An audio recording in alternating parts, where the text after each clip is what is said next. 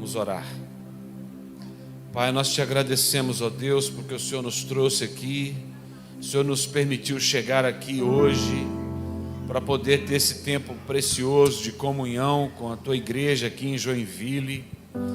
E nós consagramos a ti, ó Deus, tudo que vai ser feito, todas as sementes que serão plantadas, recebidas, e que em nome de Jesus, ó Deus, o Senhor enche a Helena agora de autoridade, sabedoria, unção, graça, favor, autoridade, para ministrar aquilo que veio do Senhor para o coração dela, para que seja compartilhado aqui, e que em nome de Jesus nós possamos ter notícia dos muitos testemunhos daquilo que vai ser feito através da mensagem que vai ser pregada. Que o teu Espírito tenha liberdade no nosso meio e faça aquilo que só o Senhor pode fazer. Toma Helena aqui nesta noite, que ela seja instrumento nas tuas mãos, e que a tua proteção e segurança sejam sobre todos nós aqui nessa noite, nossas casas, famílias. Nós oramos agradecidos em nome de Jesus. Amém. Aleluia. Glória a Deus. A paz do Senhor, meus irmãos. É tão bom estar com vocês novamente. Glória a Deus que nos reuniu aqui com um propósito maior do que todos nós, né? Ele faz o que só Ele é capaz de fazer. E o nosso coração fica quentinho e feliz de saber que Ele está fazendo coisas extraordinárias. Nesses dias que nós estamos vivendo, as más notícias são amplamente propagadas. Mas as boas notícias não. Isso não significa que elas não estejam acontecendo. O Senhor está assentado em um alto e sublime trono. E Ele tem o governo nas suas mãos majestosas. E todas as coisas que nós estamos atravessando, por mais difíceis que elas sejam, elas vão redundar em bênção, em crescimento. Nós estamos sendo modelados, esticados, aperfeiçoados. E a gente sabe que isso não se dá deitado eternamente em berço esplêndido, né, gente? A gente sabe que o Senhor trabalha em nós no meio da adversidade. Isso faz parte da nossa humanidade. Em tempos de bonança, nossa tendência natural e humana é nos acomodarmos, é nos aquietarmos, é a querer desfrutar apenas das coisas boas e é ficarmos um pouco alheios àquilo que Deus quer fazer. Então, às vezes, a trombeta tem que tocar, né? O megafone de Deus toca e a gente, a gente desperta, porque certamente Ele quer trabalhar em todos nós. E todas as vezes que Ele quer trabalhar, é para algo muito maior, é algo que passa por nós, nos atinge, nos cura, nos transforma, nos liberta e transborda. E a gente tem que entender que o Evangelho de Jesus, ele não é um evangelho individualista. Às vezes nós temos uma visão muito do que Deus vai fazer por mim. O que o Senhor pode fazer por mim, em mim? Qual que é a obra do Senhor em mim? O que Ele quer fazer em mim? E, de uma maneira muito sutil, a gente começa a criar na nossa imaginação um Deus que mais parece o gênio da lâmpada do que com o Deus da Bíblia, o Deus verdadeiro. Sim, o Senhor nos toca na nossa singularidade e na nossa individualidade. Ele é lindo. E nós somos singulares, sim, e Deus tem um propósito para cada um de nós, mas o propósito que Ele tem em nós não é apenas sobre nós. Passa por nós. E atinge, é sobre o reino. É muito maior do que a gente, porque a gente passa. Como a flor da erva, a gente murcha. Mas o Senhor permanece eternamente. A gente está numa corrida de revezamento até que Ele venha. Amém? E a gente quer que o nome dele seja propagado, anunciado, e que o inferno seja saqueado, que pessoas sejam transformadas. A gente tem uma visão, às vezes, tão individualista do Evangelho, que quando as coisas vão ficando muito difíceis, a gente começa a chamar, ô Jesus, ora vem, Senhor Jesus, ora vem, Senhor Jesus. Você chama por Jesus porque você já experimentou Jesus. Então você quer que Ele alivie o seu problema. Mas e o tanto de gente que está indo para o inferno? Aí um dia eu cheguei para o pastor Cirilo, nós nos encontramos casualmente no aeroporto, e a gente tinha acabado de perder o Gregório McNulty, que era um homem de Deus demais, e a gente estava assim, uma avalanche de más notícias. Eu falei assim, Cirilo, já deu, né? Jesus tem que voltar. Ele, não, ainda não. Eu olhei para ele assustado, como não, Cirilo? Ele falou assim, ainda não, Helena, ainda não. Tem muita gente ainda para ser alcançada, tem muita gente ainda para ser salva, tem muita gente ainda que precisa conhecer esse Jesus maravilhoso que a gente conhece. Aquilo mudou uma perspectiva em mim. Não foi um acidente que a gente encontrou no aeroporto. Deus planejou aquele encontro para mudar a minha perspectiva. Me falar, Helena, você está pensando só no seu próprio umbigo? Isso não é sobre o Evangelho de Jesus Cristo. O que o Senhor quer fazer em nós? Abra sua Bíblia comigo no Evangelho de João, capítulo 16.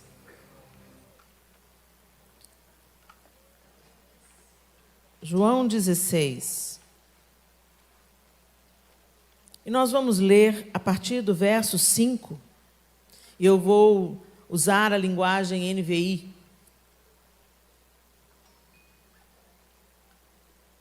Um pouco antes, gente, volta aí para o capítulo 15. Olha que interessante, o final do capítulo 15, verso 26. Quando vier o conselheiro que eu enviarei a vocês da parte do Pai, o Espírito da verdade que provém do Pai, ele testemunhará a meu respeito. E vocês também testemunharão, pois estão comigo desde o princípio. Essas palavras são de Jesus aos seus discípulos, ok? Agora, vira a página aí, em João 16, e nós vamos ler a partir do verso 5. Jesus continua falando. Agora que eu vou para aquele que me enviou, nenhum de vocês me pergunta para onde vais? Porque falei essas coisas, o coração de vocês encheu-se de tristeza? Mas eu afirmo que é para o bem de vocês que eu vou. Se eu não for, o conselheiro não virá para vocês, mas se eu for, eu o enviarei. Quando ele vier, convencerá o mundo do pecado, da justiça e do juízo. Do pecado, porque os homens não creem em mim. Da justiça, porque vou para o Pai e vocês não me verão mais. E do juízo, porque o príncipe deste mundo já está condenado. Eu tenho ainda muito que dizer, mas vocês não o podem suportar agora. Mas quando o Espírito da verdade vier, ele os guiará a toda a verdade. Não falará de si mesmo, falará apenas o que ouvir e anunciará a vocês o que está por vir. Ele me glorificará, porque receberá do que é meu e o tornará conhecido a vocês. Tudo que pertence ao Pai é meu. Por isso eu disse que o Espírito receberá do que é meu e o tornará conhecido a vocês. Mais um pouco e já não me verão. Um pouco mais e me verão de novo. Gente, que palavra poderosa é essa que Jesus está liberando sobre os seus discípulos? E talvez nós precisamos de compreender a dimensão disso. Talvez você acredite equivocadamente que você esteja aqui nessa noite porque você entendeu, pelo seu intelecto, que Jesus é o Filho de Deus. E que Ele veio ao mundo para nos reconectar com Deus Pai. E que Ele morreu e ressuscitou no terceiro dia e prometeu que vai voltar. E você pensa que você entendeu isso tudo sozinho. Ou porque você é muito capaz, muito inteligente, ou o Evangelho te foi bem apresentado. Alguém orou muito por você e você pensa, eu entendi. O que Jesus está dizendo aqui é que o Espírito Santo nos revelaria Jesus. Jesus nos revela o Pai e o Espírito revela o Filho. nós só cremos que Jesus é o Filho de Deus, não pela nossa apreensão intelectual, mas porque o Espírito Santo de Deus fez uma obra na nossa mente e no nosso coração, nos convencendo da justiça, do pecado e do juízo, e nos levando a crer em Jesus Cristo.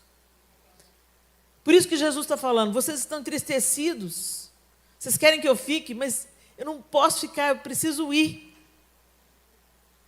Os discípulos tinham estado com Jesus, mas eles ainda tinham uma visão pela gretinha.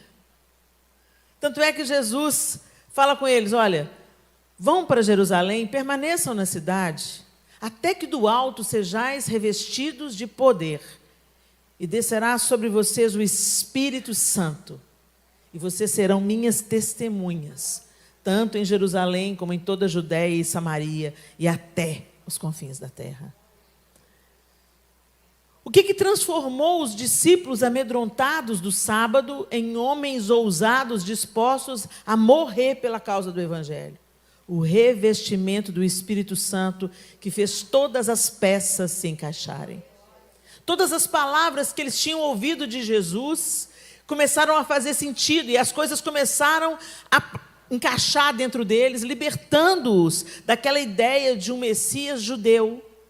Porque o Messias que o judaísmo espera até hoje é um governante político. Mas o Messias que Deus estava entregando era o Redentor de toda a terra. O Redentor de todas as coisas. Aquele que veio para redimir e reconciliar com Deus Pai todas as coisas. Não apenas a gente, mas inclusive a criação. Meu Deus! E aí o cara violento que cortou a orelha de Malco com um ímpeto, de repente, estava disposto a morrer de cabeça para baixo, crucificado de cabeça para baixo. O que aconteceu com Pedro? Cristo em vós, a esperança da glória. O Espírito Santo foi derramado sobre aqueles que estavam em Jerusalém. E se viu distribuído entre eles línguas como de fogo. E naquele dia, 3.000 foram salvos. Olha que coisa tremenda. E desde então, o Senhor vem acrescentando à igreja aqueles que haverão de ser salvos. Não é isso, gente? O Espírito Santo é o selo da nossa salvação. E é quando a gente pensa no Espírito Santo, no nosso contexto pentecostal ou neopentecostal, a gente costuma entender o Espírito Santo apenas como aquele poder maravilhoso que flui na hora que a gente está no período de louvor, ou quando a gente está num acampamento e a gente não tem restrição de vizinhança, e a gente pode se soltar e ficar totalmente à vontade na presença de Deus, e a gente experimenta aquela presença doce, constante, maravilhosa, transformadora, e a gente experimenta algumas experiências sobrenaturais que a gente nunca tinha acontecido com a gente antes, e a gente fala em línguas, e a gente recebe uma revelação e uma palavra profética, e isso tudo é maravilhoso. Mas o Espírito Santo, o poder do Espírito Santo, é muito mais do que isso. E ele nos habilita de uma forma muito mais profunda e eficaz. Então eu queria trazer para vocês o que é essa marca, esse selo? O que Cristo em vós faz? Através da pessoa do Espírito Santo. O Espírito Santo de Deus nos regenera.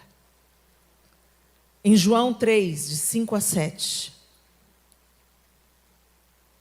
E eu vou usar agora a Almeida Revista e Atualizada. O texto diz assim: respondeu Jesus: em verdade te digo, quem não nascer da água e do Espírito não pode entrar no reino de Deus. O que é nascido da carne é carne, e o que é nascido do Espírito é Espírito. Não te admires de eu te dizer, importa-vos nascer de novo. Então a primeira obra que Cristo faz em você é te regenerar e é te dar um novo nascimento. A pergunta difícil que eu quero fazer: você nasceu de novo? Porque, gente, mudar de religião não é nascer de novo. Você frequentava uma igreja, ou você não acreditava muito em Deus, mas aí um dia alguém te convidou, você veio no culto, aí você sentiu assim, uma emoção, uma coisa gostosa no peito, os irmãos são tão afáveis, tão gentis. Aí um pregador veio aqui na frente e falou: se você quer aceitar Jesus como seu Senhor e Salvador. Mas quem não quer aceitar Jesus como seu Senhor e Salvador? É claro que eu quero aceitar Jesus. E você vem na frente e chora comovido, e é tão gostoso, os irmãos oram por você, e a partir daquele dia você começa a frequentar a igreja, e se passaram 5 anos, se passaram 10 anos, se passaram 15 anos, mas você está a mesma pessoa. Você fez uma reforma externa.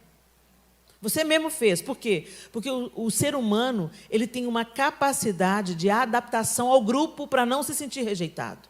Então, inconscientemente, tá, gente? Isso não é um processo consciente, não. Você chega num grupo, você observa o código de ética desse grupo e você se adapta. Porque você não quer ser rejeitado. Você não quer ser excluído. Então, quando a diaconisa olha para você escandalizada por causa do tamanho da sua saia, ou ela olha para você e fala assim: irmã, Deus é justo, mas a sua calça, hein? Aí você fica assim meio sem graça, e fala: tá justa? Tá justa, irmã? Tá, irmã. Aí aquela calça você não usa na igreja, você só usa no shopping. Isso faz parte de uma reforma externa para ser aceita. Então quando você sem perceber, você vai se adequando ao grupo. Aí você muda o seu jeito de vestir, você muda o seu jeito de conversar, você começa a falar o crentez fluente, sangue de Jesus. Sangue de Jesus tem poder. Vocês já viram tanto de crente, de não crente, que usa os nossos termos? Misericórdia, sangue de Jesus tem poder. É só você caminhar junto. Ele não é nascido de novo, mas ele caminha com certeza com algum crente. Porque aí ele vai pegando os trejeitos, as gírias dos crentes. Deixa queimar. Sangue de Jesus tem poder. Está repreendido, está amarrado. Né? A gente começa a falar o crentez fluente e tal, mas quando você olha no seu relacionamento interpessoal, no relacionamento com seu filho, com a sua filha, com seu pai, com a sua mãe, com a sua esposa, com seu marido, está igualzinho. A gente mudou de religião, entrou para um grupo social, um clube social, onde a gente se sente bem, onde as músicas são boas, onde tem uma convivência saudável. Mas isso não é um novo nascimento. Isso não tem o poder de te fortalecer e de te manter de pé no dia mau. Então, por isso que tem um tanto de crente fora da igreja. Eles creram, mas não nasceram de novo. É uma obra do Espírito feita em nós e que nos coloca no caminho da santificação. Você está andando na vida e se depara com Jesus. Esse impacto muda a sua mente, a sua maneira de pensar, e você muda de direção. A sua vida muda, a sua maneira de falar com as pessoas muda. Por quê? De uma hora para outra? Não. Você vai caminhando com Jesus, de fé em fé, de glória em glória. Ele vai transformando você, a imagem. Essa é uma obra do Espírito em nós. Ele vai trabalhando em nós até Cristo ser formado em nós. A gente tem uma mania.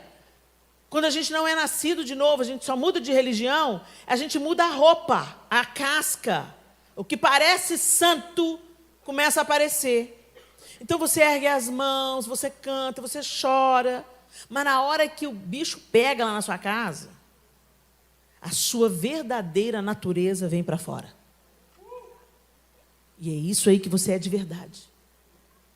E eu descobri isso da maneira mais difícil, numa briga doméstica. Eu já estava na igreja, eu cantava no coral, eu fazia evangelismo. Eu estava pensando: sou crente.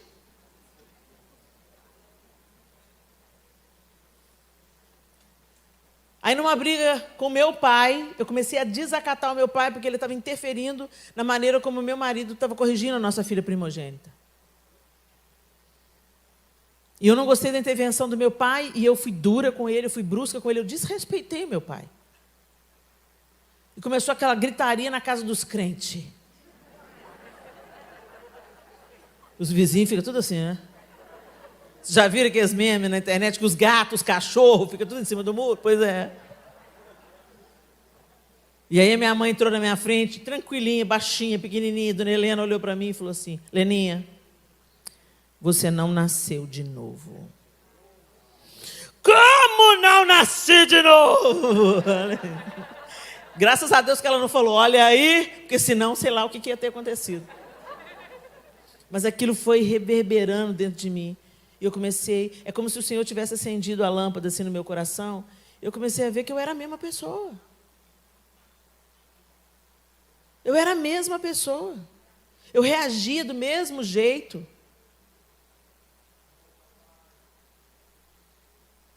Mas o Espírito Santo quer nos levar a um novo nascimento, a uma mudança radical.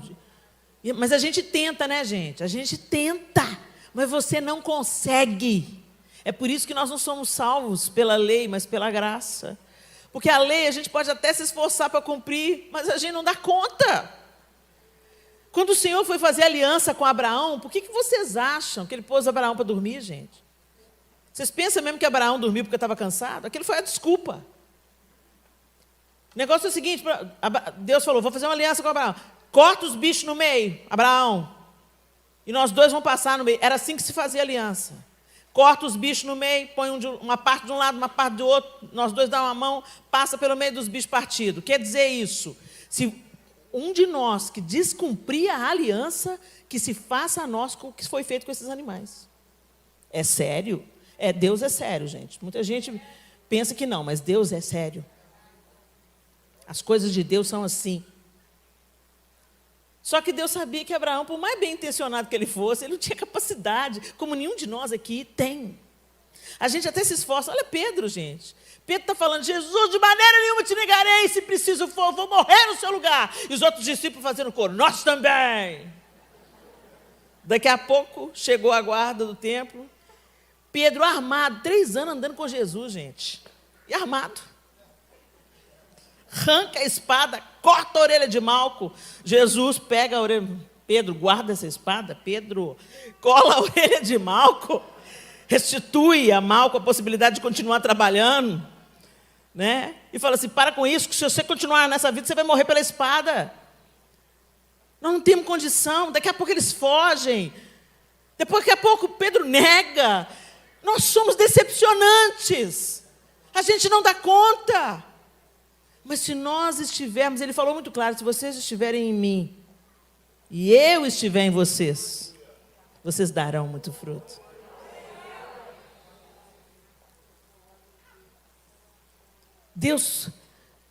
Abraão começa a tocar as aves do céu e ele se cansa, densa escuridão vem, ele dorme. E aí Deus passa sozinho, um fogareiro passa sozinho entre as partes. Deus está falando assim, você não consegue, mas eu consigo por nós dois. E foi isso que Jesus veio fazer. Uma nova aliança, um novo pacto, onde Ele pagou o preço. Então, para de pensar que você dá conta sozinho. Para de tentar agradar a Deus com seus feitos mirabolantes e de parecer santo diante de Deus. Para de querer parecer, seja. Mas para você ser, se achegue e Ele faz o resto. A gente só tem que chegar perto e contemplar o Senhor. E Ele vai fazendo em você e através de você o que você não dá conta. A gente tenta ser santo. Aí a gente é comprida a saia, mas a língua continua comprida também. Você pensa que você é santo, mas está lá detonando o outro na internet. Mas quando nós começamos a contemplar o Senhor, através das Escrituras, essa palavra vai nos limpando. E o Espírito Santo vai nos ensinando. Por isso que é importante você ler a Bíblia, meu irmão. A gente não lê a Bíblia para bater o ponto. O ponto religioso. Tem gente que até hoje se gaba. Eu leio a Bíblia uma vez por ano. Mas não mudou nada. Porque lê a Bíblia não na intenção de encontrar e de contemplar Deus, mas para mostrar para os outros como é que você é bacana e santo. A motivação do nosso coração muda tudo, muda os efeitos. Por isso, quando a gente abre a Bíblia, a gente tem que orar e falar: Espírito Santo de Deus, me ensina, me molda, me transforma, me cura, endireita os meus caminhos. É assim que Ele nos regenera. Quem é nascido da carne é carne, mas o que é nascido do Espírito é Espírito. E a gente começa a transbordar o Espírito nas coisas ordinárias da vida. É outra característica da religiosidade, é uma mente dualista, que separa o sagrado e o profano. O sagrado e o secular, não é assim que a gente chama? O sagrado e o secular. Se você é nascido de novo, tudo que você faz, de algo mais extraordinário, a coisa mais ordinária, o lavar a louça é sagrado. O cuidar da família é sagrado. O servir o seu marido é sagrado. Porque Cristo em vós é a esperança da glória, e a gente pensa que Cristo em vós, a esperança da glória, é você erguer as mãos e ressuscitar o morto. Isso também traz glória ao nome do Senhor. Mas quando você educa uma criança, quando você protege uma criança, quando você ensina um menino e uma menina no caminho que deve andar, quando você faz discípulos, quando você assume a sua responsabilidade, quando você honra a sua aliança, quando você serve aos da sua casa em primeiro, porque é muito fácil a gente querer servir os outros para ficar bem na fita. Mas quando o marido pede para fritar um ovo, a gente fala: frita você, sou sua empregada não. A santificação, ela vem revelada nas coisas mais simples e ordinárias do dia a dia. Jesus fez grandes feitos. Fazendo o quê, gente? Vivendo o dia a dia, o cotidiano. Multiplicou o quê? Peixe. Ah, que santo, multiplicou peixe. Ele estava dormindo no barco, um barco pesqueiro, quando mandou o mar sossegar e o vento parar. Ele foi comer na casa do corrupto político Zaqueu, lá cobrador de imposto, desonesto. Aí você fala assim: eu que não me misturo com essa gente. Jesus foi comer na casa de Zaqueu, e eu sei lá o que aconteceu naquela comida, que Zaqueu voltou outro homem, restituindo tudo que tinha roubado. Jesus se manifestou assombrosamente, vivendo uma vida ordinária, comendo sem lavar a mão, e os fariseus: não está lavando a mão? Isso não é santo não, não. Vocês não estão entendendo. Vocês não estão entendendo, não. O que contamina é o que sai, não é o que entra.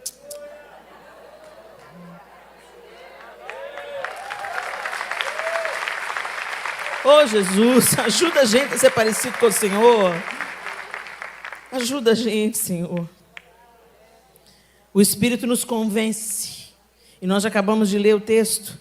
Mas eu vos digo a verdade, convém-vos que eu vá, porque se eu não for, o Consolador não virá para vós outros. Se, porém, eu for, eu vou-lo enviarei. Quando ele vier, convencerá o mundo do pecado, da justiça e do juízo. Somos convencidos pelo poder do Espírito Santo. E nós precisamos ser convencidos, gente. E nós precisamos entender que a nossa obra, que o nosso papel é deixar o Senhor nos santificar e transbordar isso, porque nós não conseguimos convencer as pessoas. Você está tentando convencer seu marido? Está tentando convencer seu filho? Está perdendo tempo. Você não convence nem você mesma. É o Espírito, é uma obra do Espírito. Ele convence, Ele convence. Então chama Ele para convencer. Espírito Santo de Deus, convence. Começa por mim, me convence também. Daquilo que eu preciso. É uma oração recorrente que eu tenho feito. Senhor, me convence daquilo que eu preciso ser convencida. Porque eu tenho uma cabeça dura. Eu preciso dessa obra feita em mim. Me convença. Me convença, Espírito Santo. Não me deixe confiada no meu próprio coração enganoso e corrupto. E não me deixe me estribar no meu próprio entendimento. Você conhece teólogos renomados, homens que leem a Bíblia e conhecem as Escrituras sagradas. Mas as Escrituras não os tornaram mais sensíveis, mais empáticos, mais amorosos, nem mais parecidos com Jesus. Eles parecem juízes implacáveis, que ficam julgando a teologia do outro.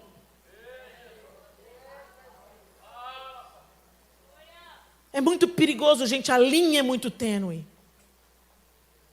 E quanto mais inteligentes, capazes e mais conhecimento adquirimos, mais nós precisamos de nos humilhar diante do Senhor e falar: Senhor, convence-nos do que precisamos ser convencidos, da justiça, do pecado e do juízo, da soberba e da arrogância do nosso coração, da autossuficiência, que é sempre uma tentação para o ser humano, como nós somos inclinados à autossuficiência. E tudo começou com autossuficiência, foi na proposta da serpente. Mas é claro que você não vai morrer. Você será como Deus, conhecedora do bem e do mal. Olha aí a proposta de autossuficiência. Para que eu vou precisar de depender de Deus? Eu mesma posso me tornar como Ele. E este século financia os falsos deuses. A gente quer ter o controle na mão. Depender de Deus? Jamais. Mas é sutil. Você põe a capa de: não, eu dependo de ti, Senhor. Eu dependo. Eu confio em ti. Mas o senhor bem que podia fazer assim, hein?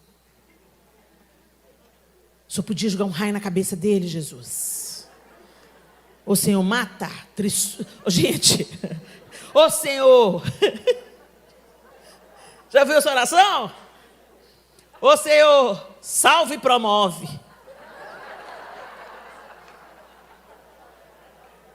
A gente tentando ser Deus aí. A gente tentando ensinar a Deus como é que Ele deve fazer. Às vezes Deus não ouviu sua oração ainda, porque Ele tem coisa para fazer, não é na vida do outro que não é crente na sua casa, não. Ele quer fazer em você. O poder do Espírito nos concede dons. Oh, coisa linda. 1 Coríntios 12, 4-7 diz assim: ora, os dons são diversos, mas o Espírito é o mesmo. E também há diversidade nos serviços, mas o Senhor é o mesmo. E há diversidade nas realizações, mas o mesmo Deus é quem opera tudo em todos. A manifestação do Espírito é concedida a cada um, visando a um fim proveitoso. Então o Espírito Santo, Ele não apenas te regenera, Ele não apenas te convence, mas Ele te dá ferramentas. Ele te dá dons. Mas o dom não é para você aparecer, minha linda e meu lindo. O dom não é para trazer glória ao seu nome. O dom é para servir. O dom é para ser uma ferramenta de serviço ao próximo. E de preferência, serviço abnegado, mudo, escondido. Porque sempre, gente, que o nosso dom aparece, nós estamos na berlinda, nós estamos vulneráveis. Quando a pessoa fala: nossa, Helena, sua palavra foi tremenda. Minha, coisíssima nenhuma. Só o Senhor tem as palavras de vida eterna. E a gente tem que parar com essa iconização de pessoas, porque só há um Deus. Ele faz, Ele transforma, Ele liberta. Helena, mas Deus te usou. Eu sou um vaso de barro para que a excelência do poder seja de Deus. Eu sou imperfeita, eu sou mulher como você. Eu também tenho as minhas vulnerabilidades, as minhas lutas, aquelas questões na minha vida que eu ainda não venci. Eu dependo de Deus todo dia, eu preciso de Deus todo dia. Eu preciso de pôr a boca no pó todo dia. Eu preciso de me arrepender do meu pecado todo dia.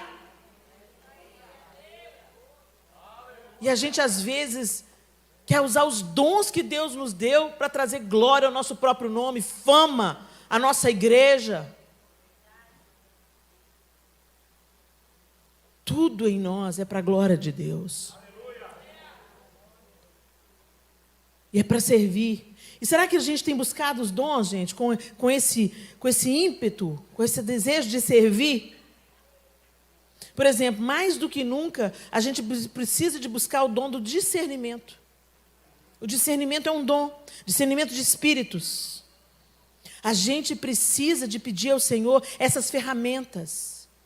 Porque os filhos das trevas faz cabeça, desenterra morto, se sujeita a toda a sujeira que o diabo manda eles fazerem para receber poder. Mas a gente busca coisas visando apenas o nosso próprio interesse, e por causa disso a gente não recebe. O próprio Jesus nos alertou acerca disso. Ele diz: vocês pedem e não recebem, porque vocês pedem mal para gastar nos vossos deleites e nos vossos prazeres. Começa a buscar de Deus dom para servir. Começa a buscar de Deus dom para isso ser útil na salvação de outras pessoas. Começa a buscar de Deus dom e cala o seu dom, que ele se derrame apenas diante daqueles que Deus quer te levantar e fazer uma obra magnífica, e que o nome do Senhor seja glorificado, e que cada vez que o seu dom atrair pessoas a Cristo, você tenha o discernimento também, que tudo vem de Deus e é para Ele, para a glória dEle. Os dons vêm de Deus. Mas por que a gente não está ressuscitando mais morto, gente? Será que Deus perdeu o poder? Vocês acham que Deus perdeu o poder? Por que a gente ora e os enfermos não estão sendo curados? Porque a vaidade do nosso coração atrapalha. Porque nós somos apegados demasiadamente às coisas dessa terra. Porque a gente quer dinheiro em troca.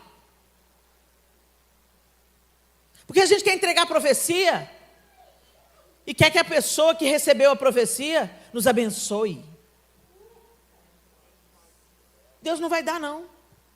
Deus não mudou, Ele é poderoso, Ele tem todo o poder e Ele quer se derramar. E o pessoal fala assim, com o André Valadão lá no Instagram dele: vai ser missionário na África. Missionário em Orlando é fácil. Você que pensa. Você vai lá na África, lá você vê o povo vomitando câncer. Lá você vê gente saindo da cadeira de roda. A gente estava agora numa igreja e escutando as experiências que o pastor de lá teve numa conferência de jovens. Que país, João? Vai lembrando aí. Um país da África. E ele foi para uma conferência, não teve divulgação não, gente. Na Costa do Marfim. Não teve divulgação não. O povo foi andando. Deus levou o povo. Chegou lá 50 mil jovens. Se isso não é o poder do Espírito, eu não sei o que é não. Aí chegou lá, ele viu o povo vomitando câncer, ele viu um cara que não andava não sei quantos anos, levantar da cadeira de roda e sair correndo. Deus está operando, mas onde Ele reina absoluto, onde Ele é buscado intensamente. O nosso evangelho ocidental, ele é acomodado nas nossas poltronas confortáveis, nos nossos templos que tem que ter uma ambientação apropriada, enquanto o povo está lá, reunido num sol de quase 50 graus, no meio do nada, sem nenhum telão de LED. E o poder do Espírito operando, ou seja, Deus vai ter que nos despir de alguns privilégios para a gente fluir no poder e na dependência absoluta de Deus, e não de um ambiente favorável à nossa alma. Ele quer manifestar os dons através de nós, mas nós vamos ter que perder algumas coisas para isso. Por isso que Jesus falou: quem quiser vir após mim, negue-se a si mesmo, tome a sua cruz e embora. Bora! Mas a gente vive esse evangelho meia boca, confortável, e que acha que a ideologia de gênero é o máximo de perseguição que a gente pode aguentar. Nos ajuda, Senhor. Nos regenera, nos convence, nos concede dons. Ele testifica, o Espírito de Deus testifica que nós somos filhos de Deus. Se nascemos de novo, nascemos do Espírito, somos filhos e filhas de Deus.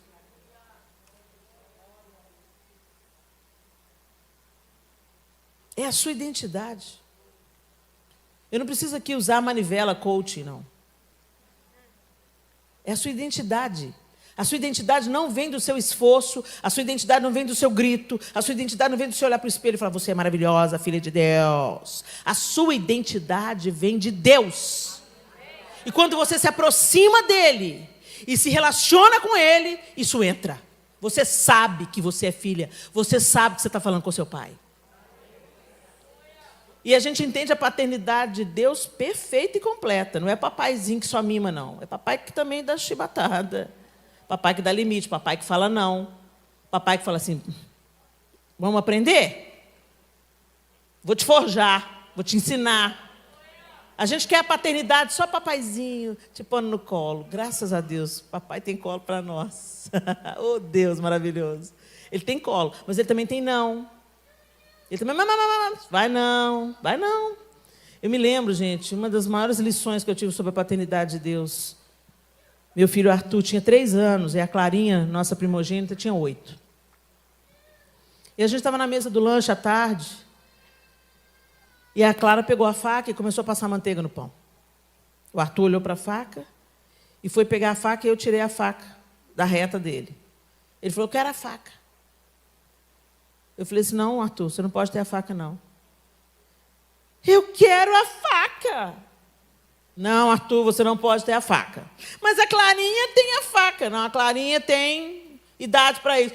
E ele começou a fazer uma birra, um escândalo, ele desceu da cadeira, começou a rolar no chão. Eu quero a faca, eu quero a faca. Dona Ira. E eu tentando explicar para o menino, não, você não pode ter a faca, meu querido. Você não tem coordenação motora para ter a faca. Ele para a birra, olha para mim, tipo assim, o que ela está falando? Eu quero a faca, eu quero a faca. Não interessava eu tentar explicar para ele, naquele momento, diante dos olhos daquela criança imatura e birrenta, mamãe amava mais a Clara do que me amava, porque dá a faca para ela, não dá para mim. E eu falei assim, não posso te dar a faca, Arthur, você vai cortar os dedinhos, furar o olhinho dos seus irmãozinhos, eu não vou te dar a faca. Ele não queria saber. E aquilo foi me irritando, meu Deus, eu estou protegendo o menino, e ele quer a faca. E Deus falou comigo assim, você é igualzinho. Você está me pedindo coisas que vão te machucar ou vão furar o olho dos seus irmãozinhos. E eu não vou te dar porque você não tem maturidade para isso. E tem gente que nunca vai ter. Porque Deus sabe o que cada filho pode e não pode ter. Ele é amoroso, Ele já provou o seu amor para conosco por ter Cristo morrido na cruz, sendo nós ainda pecadores. Deus não precisa te provar nada. Ele já deu o que Ele tinha de melhor para te ter de volta. E Ele é um Deus perfeito. E quando Ele te diz não, Ele está amando você também. E a gente tem que entender isso. E aceitar essa paternidade. E aceitar o limite que Deus nos dá. Entendendo que nós somos filhos e filhas. E se você é mãe e pai, você consegue me entender. Eu sou mãe de 4. O que funciona para um não funciona para o outro.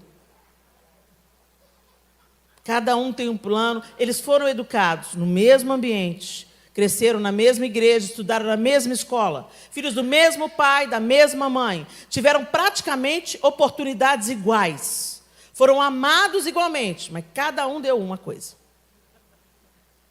E cada um tem uma personalidade, cada um tem um jeito de reagir. É apavorante, mas maravilhoso. E nos dá um vislumbre, mesmo que pequenininho. Imagina eu com 4, estou quase morrendo. Imagina Deus com milhões e milhões e milhões de filhos. Ainda bem que Ele é Deus. Onipresente, onipotente, onisciente. E nós somos filhos. Você é filha. E é o Espírito. Gálatas 4, 6, 7 diz: e porque vós sois filhos, enviou Deus ao nosso coração o Espírito de seu Filho, que clama, Abba, Pai. De sorte que já não és escravo, porém filho. E sendo filho também, herdeiro por Deus. Você é herdeiro. Você é filho. Será que nós vivemos? Experimentamos isso? Ou será que o diabo está na sua cabeça? Deus ama mais fulana do que te ama, hein? Você viu que deu a faca para ela, não deu para você? Você viu que aquela coisa que você está pedindo para Deus, Ele deu para outra? Depois fala... Eu fico imaginando o diabo. O diabo encostado assim nas portas, os demoninhos, né? Os demoninhos. Os demoninhos enviados do demonão. Encostado assim na porta, falando assim, você viu fulana? Fofoca é a cara do diabo. Você viu fulana? Vai casar. 21 aninhos. Você está com 39, né? Clamando para casar. Depois fala, querida, que Deus não tem filhos prediletos, hein? O que o diabo fez com Jesus? Está com fome? Então, transforma aí as pedras em pães. Aqui, se joga daqui, porque não é na sua palavra que fala que aos seus anjos dará ordem ao seu respeito. Gente, o diabo não mudou de estratégia, não.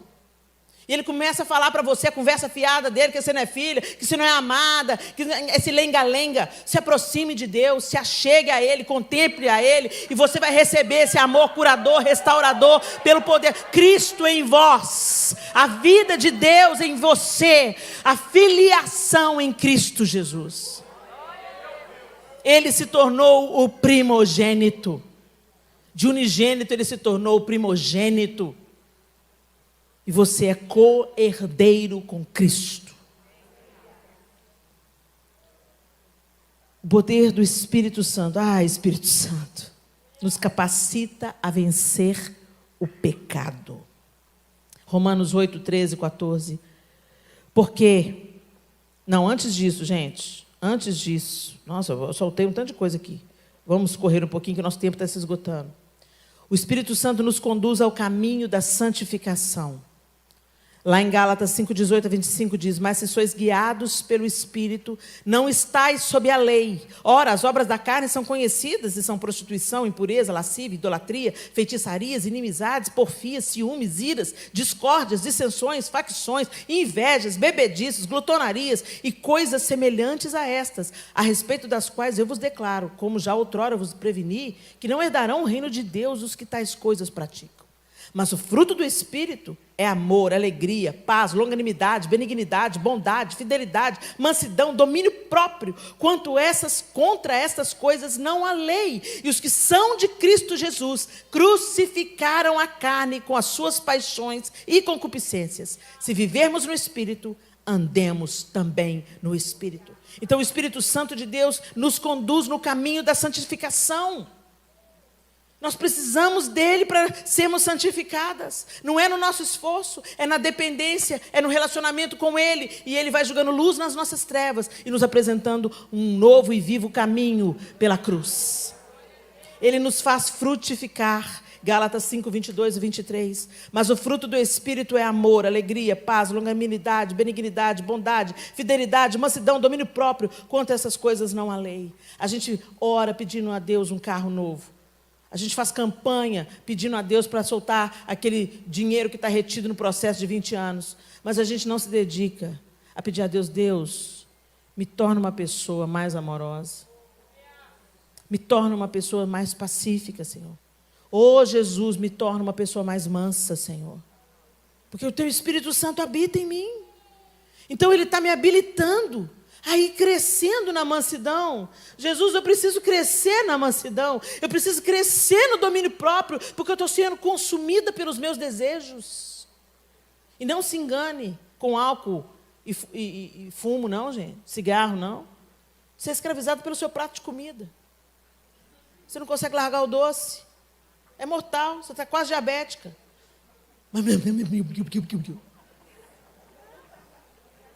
É ou não é, gente? Vamos encarar a real. E aí a gente critica o cara que está tomado pelo crack. Fala, não, falta de vergonha na cara. Falta de vergonha na cara, eu sei que não larga o brigadeiro. Se você não larga o brigadeiro, vai largar crack? Ele nos capacita a vencer o pecado. Romanos 8, 13 a 14.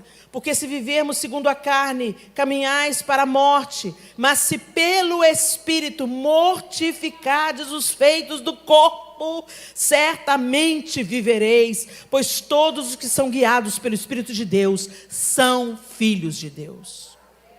O Espírito Santo intercede por nós segundo a vontade de Deus. Romanos 8, 26 a 27. Também o Espírito, semelhantemente, nos assiste em nossa fraqueza.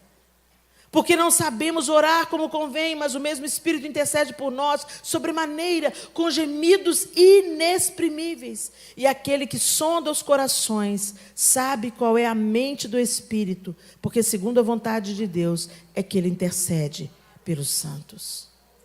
Olha, gente, o poder do Espírito, o mesmo Espírito que ressuscitou Jesus dentre os mortos, está dentro de você. Então nós somos indesculpáveis, porque Ele quer nos habilitar a viver uma nova vida frutífera, livre do pecado, uma vida abundante. Mas a gente coloca sobre o Espírito Santo de Deus um tanto do entulho, e nos acomodamos a uma vida meia boca, ou na religião aparente. O Espírito nos guia à verdade, João 16, 13. Quando vier, porém, o Espírito da verdade, ele vos guiará a toda a verdade, porque não falará por si mesmo, mas dirá tudo o que tiver ouvido e vos anunciará as coisas que hão de vir. A gente fica aí buscando no YouTube as teorias de conspiração. Escuta o Espírito. O Espírito Santo vai te ensinar a agir em qualquer circunstância. Com pandemia ou sem pandemia, com apocalipse, com gente morrendo, com gente vivendo. O Espírito Santo quer nos habilitar e nos levar a um lugar mais elevado. Mas a gente está sendo conduzido pela nossa carne e não pelo Espírito. E finalmente, em 2 Coríntios 3,18, o texto diz que nos transforma à imagem de Cristo. Esse é o alvo do Espírito. Que sejamos formados à imagem de Cristo.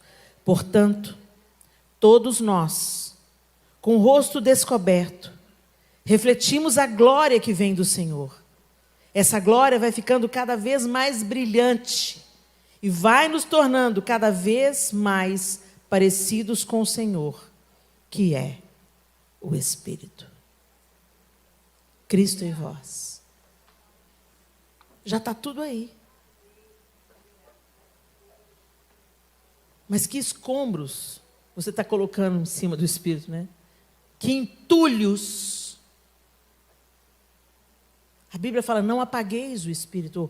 Algumas traduções dizem, não entristeçais o Espírito. O Espírito Santo quer formar em nós Cristo. É um processo, é uma caminhada, entre por ela.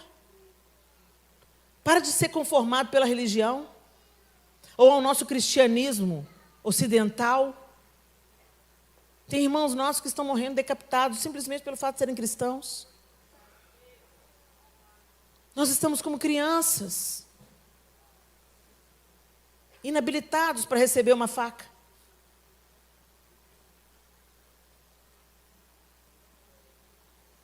Que a gente se volte para o Senhor. E que a gente o contemple através da sua palavra. E que a gente experimente o Espírito Santo muito além dos moveres que se dão nos nossos cultos. E que a gente viva com Ele. E que a gente seja guiado por Ele. Que a gente ande no Espírito. Seja fazendo o que for da nossa vida. Que o Espírito Santo de Deus nos modifique. E enquanto Ele nos modifica, que Ele vá transbordando e alcançando outras pessoas. Em nome de Jesus. Feche os seus olhos.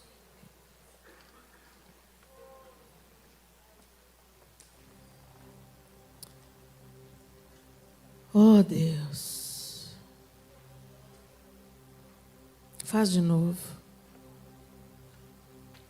Espírito Santo de Deus. Convence-nos. Regenera-nos, santifica-nos, nos conduz a um caminho de frutificação. Compartilha conosco teus dons. Faça o que o Senhor precisa fazer, Espírito Santo. para que Cristo seja formado em nós. Em cada pensamento, em cada palavra, em cada gesto, em cada atitude, em cada escolha, em cada decisão. Que o Senhor seja visto em nós.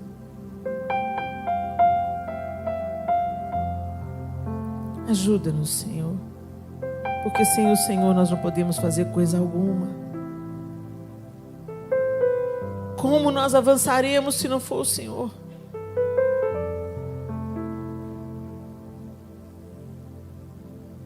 Joga luz nas nossas trevas.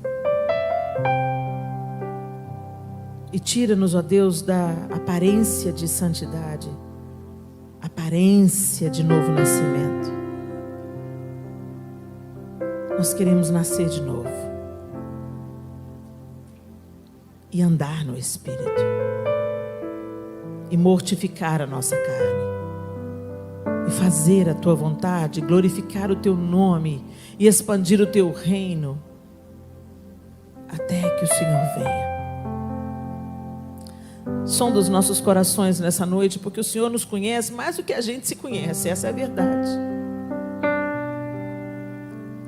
Às vezes nós nos auto-enganamos, Senhor, mas o Senhor pode colocar a Tua sonda no profundo do nosso coração e encher-nos até que a gente seja mais parecido com o Senhor. Em nome de Jesus.